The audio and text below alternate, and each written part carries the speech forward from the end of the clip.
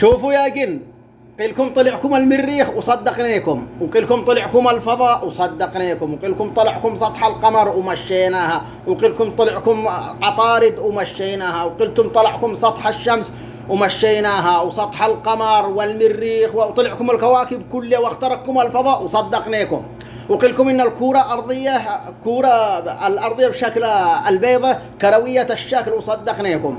لكن انتم تقولوا انكم تطلعوا تنزلوا مطر من السماء بطائرات صناعية وصواريخ وتنزلوا مطر صناعي. لا والله ما نصدقكم، والله ما صدقك نهائيا.